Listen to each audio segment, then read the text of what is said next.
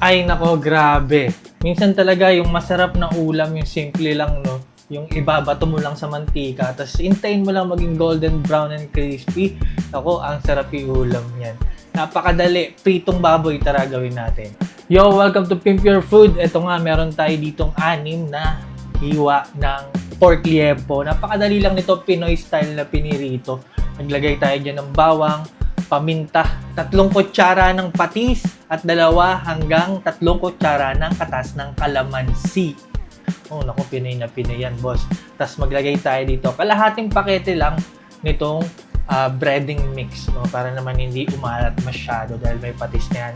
Kalahating pakete, isang aborted na manok, tapos mix natin yan ng mabuti. Haluin lang natin mabuti, no? Hanggang sa lumagkit, ayan, no?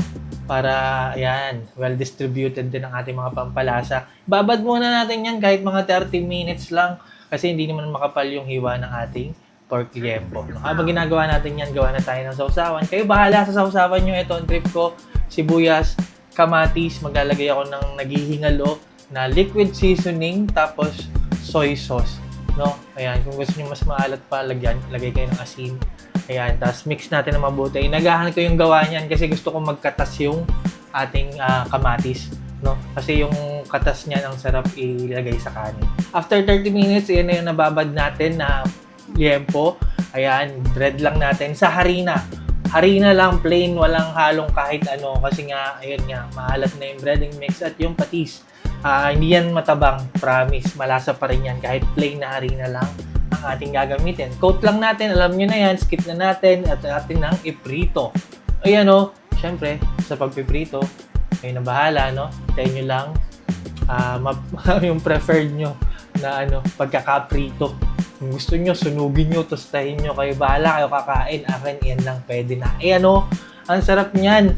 Grabe. Ayan, syempre, luto na natin lahat, bitin yan. Kala nyo lang madami yan, pagka natikman nyo, nasarapan kayo, mabibitin kayo, kaya iprito na natin lahat. And now, look at that.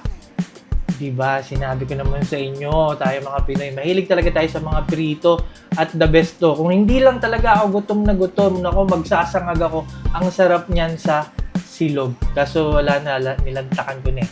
Tingnan mo yung itsura, oh. Mariresist nyo ba yan? Nako, kung di ko lang binibideo, pinapako na yan. Pero hindi.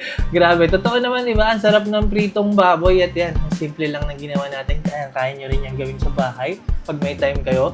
Pag wala kayong time, bumili na lang kayo ng kanto, pritong baboy.